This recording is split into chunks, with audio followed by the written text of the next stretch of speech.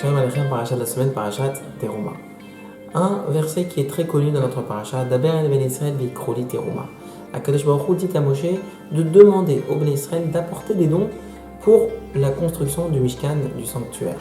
Et voilà que le terme employé ici par la Torah, c'est v'ikroli Teruma, qu'ils prennent pour moi un don. Je pose une question, un don, vous le faites, vous le donnez ou vous le prenez? Vous le donnez. Or la Torah ici dit qu'ils prennent pour moi un don. Pourquoi employer un terme qui a priori n'a pas lieu d'être? Eh bien, vous connaissez tous l'explication qui nous dit qu'ici, on fait référence à l'argent employé pour la Kedusha, comme par exemple la Tzedaka, et on vient ici nous mettre l'accent sur le fait que la Tzedaka, c'est le seul argent qu'on prendra avec nous après 120 ans. Effectivement, après 120 ans, tout l'argent qu'on peut emmaganiser sur Terre, eh bien, ne sert à rien, on n'emportera rien de tout ça. Par contre, la tzedaka qu'on aura donnée, en réalité, c'est non pas un don, mais c'est quelque chose qu'on prendra avec nous après 120 ans. Mais je vais vous proposer aujourd'hui une autre explication, celle du Oznaim Torah, au travers d'une histoire qui s'est produite avec la yeshiva de Volojine. Le Rav, un des rabbinim de la yeshiva, qui s'appelait le Rav Soloveitchik, et qui était à la fois le Dayan de la ville, eh bien, il s'est dit, ça y est, il faut maintenant que j'aille moi-même voyager dans une autre ville, essayer de ramasser de l'argent. Il est parti dans la ville de Minsk. Dans la ville de Minsk, il y avait là-bas deux Gabbai Tzedaka, deux responsables de la Tzedaka, qui aidaient à ramasser un petit peu des fonds pour de bonnes œuvres. Et voilà que le Rav se retourne vers ces Gabbaïm, vers ses responsables. L'un d'entre eux s'appelait Rabbi Baruch.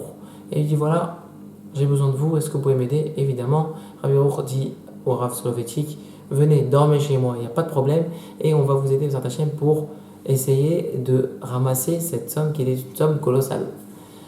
Tom, ok, le Rav était en train d'étudier de façon assidue chez le Gabbai Tzedaka, et le Gabbai Tzedaka les Gabbaïm commençaient un petit peu à ramasser de l'argent, et au bout de quelques jours, le Rav se retourne vers Rabbi Baruch et lui dit, Rabbi Baruch, c'est bon, est-ce que tu as récolté la somme? Il dit, écoute, Baruch Hashem, c'est un grand miracle, j'ai réussi à avoir la moitié. Kol hakavod, bravo. Et au bout d'un mois, le Rav s'est retourné une fois de plus vers le Rabbi Baruch, chez qui il était invité, et il dit alors Rabbi Baruch, est-ce qu'il y a du nouveau? Il dit Baruch Hashem, j'ai réussi à avoir toute la somme. Il était tout content, il a pris l'argent, il a remercié, il a béni, il est reparti à Volojine avec la bonne nouvelle et l'argent en poche. Et voilà qu'au bout de quelques jours, il y a un din Torah, c'est-à-dire un dossier pécunier qui s'est présenté devant le Dayan de la ville, c'est-à-dire devant le Rav Soloveitchik, et qui voit les deux Gabbaïm Tzedaka, les deux responsables de la Tzedaka, Rabbi Baruch et l'autre, qui était venu pour un différent. Ah oui, qu'est-ce qui se passe, Makara? Alors, l'autre se plaint de Rabbi Baruch et il dit voilà, c'est pas normal. Nous, on est toujours très proches et on s'est associés dans toutes nos affaires.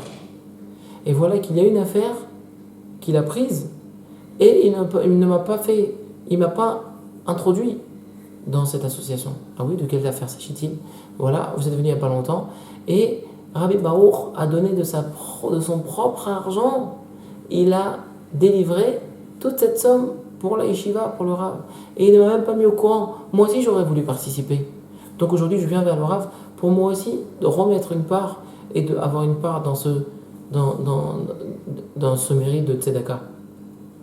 Le Rav d'abord était stupéfait. Mais quel tzaddik, Rabbi Baruch. Il était stupéfait également de l'autre Gabbai qui était tzaddik, qui était venu également pour aider la yeshiva. Mais le Rav n'a pas pu s'empêcher de demander à Rabbi Baruch, je veux te poser une question, ça m'intrigue. A priori, tu avais cet argent depuis le début, dès que je suis arrivé. Alors, si cet argent tu l'avais, alors pourquoi tu as mis tellement de temps pour me le donner? Au début, au bout de quelques jours, tu m'as donné moitié. Ensuite, au bout d'un mois, l'autre moitié. Si tu l'avais, il fallait me la donner tout de suite. Non pas que j'ai quelque chose envers cela, mais je voudrais comprendre pourquoi tu agis ainsi. Alors, Rabbi Baruch lui répond et lui dit, écoute, Rav, croyez-vous que c'est facile de sortir une telle somme? Vous ne savez pas la lutte que j'ai dû avoir face à mon Yetzer Hara. C'était très dur. Mon Yetzer Hara ne voulait pas me permettre de lâcher autant d'argent. Moi aussi, j'ai l'amour de l'argent, je ne peux pas le lâcher. Et le Yetzer Hara était fort, fort. Alors au début, j'ai réussi à le vaincre pour une première partie. Ensuite, je voulais délivrer la deuxième partie. Mais ça a pris presque un mois jusqu'à ce que je mette KO mon Yetzer Hara. Et voilà, bon, maintenant, au bout d'un mois, la somme était là. Le Rav, il était vraiment épaté de voir une chose pareille. C'est incroyable. Eh bien, c'est ça. Prendre un don. Tout à l'heure on a demandé un don, on le donne, on ne le prend pas. Oui, c'est ça, prendre un don. Parce qu'en réalité, c'est prendre une partie de soi. Lorsqu'on fait un don, c'est pas facile de donner un don à la tzedaka. Il faut prendre une partie de sa personnalité. Il faut prendre ce Yetzirah qui est en train de t'embêter et de l'enlever. Il faut faire un travail sur soi. Alors, Bezrat Hashem, quand l'occasion se présente à devoir faire un don pour la tzedaka, pour un kollel, comme par exemple le kollel d'Hachtomo, eh bien, parfois, c'est dur, on a du mal, on n'y arrive pas. Eh bien, c'est ça, prendre un don. Évidemment que c'est dur, mais prends un don, prends une partie de toi pour faire ce don et n'oublie pas ce qu'on a dit tout à l'heure, ça vaut le coup. Pourquoi?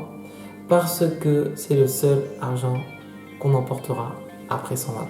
Shabbat shalom.